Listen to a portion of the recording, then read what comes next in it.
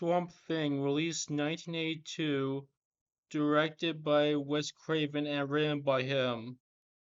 We see at the line Barbeau in a helicopter, and she's told that the danger is alligator, but the danger is actually a man.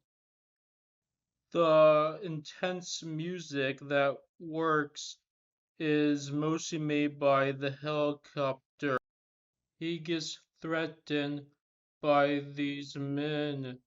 At first fight a man, but later they're going to fight a woman. David Hess' performance is very scary and intimidating. We learned that the swamp is a flooded graveyard. They pull out a mole. This mole is struggling. They are the real predators, not nature. He flirts with her, but he's married. He always covers up his flirting with being a professional scientist by flirting with her in a scientific way.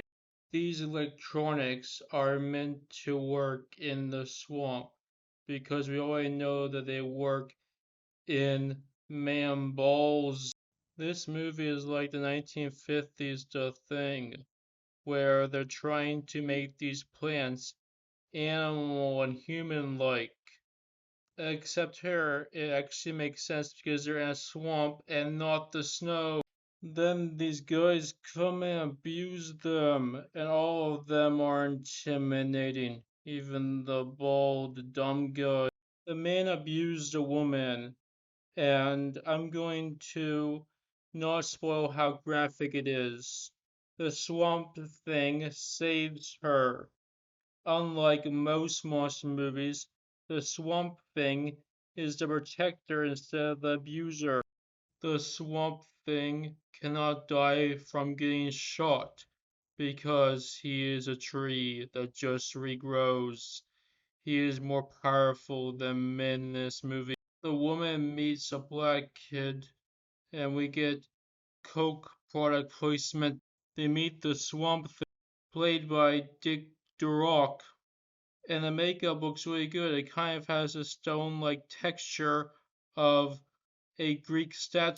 We learned that Swamp Thing had a connection with the woman scientist who died, and Dick's acting here is very good and dramatic. He's really good at working through the Swamp Thing and the woman start to fall in love.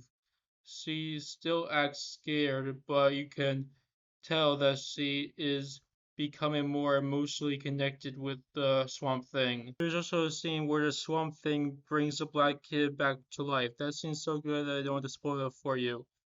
And they capture the Swamp Thing, and after all the good that Swamp Thing has done, you really care for him. The people start drinking the swamp water that was taken from the Swamp Thing's blood, and they start turning into horrible creatures. When a dumb fat guy turns into a creature is played by Tommy Madden.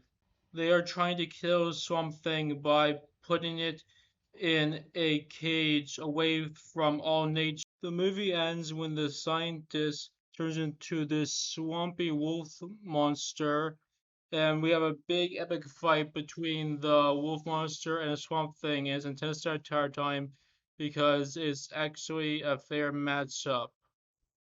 The movie ends with everybody saying goodbye to Swamp Thing. Even though him and the woman formed a connection, Swamp Thing knows that he's meant to be alone. So, Swamp Thing, this is a great film, and when it's over top and dramatic, it feels right for this type of movie because it's paying homage to old 50s and 60s monster movies while also doing its own thing by having the Swamp Thing being the protector instead of the abuser. The only thing that doesn't make sense to me is the one dumb guy he turns into a protector character. He helps a woman run away from the fire, but the scientist turns into an abuser. But I guess the thing is that um it doesn't like change their personalities. They just turn to who they always were. So maybe the dumb guy was actually helpful deep inside. So yeah, that's one thing. This is an amazing movie directed by Wes Craven with great makeup, special effects, great action, and great character writing, and all the acting is good and over our top when it needs to pay homage to 1950s, 1960s monster movies. I highly recommend this movie.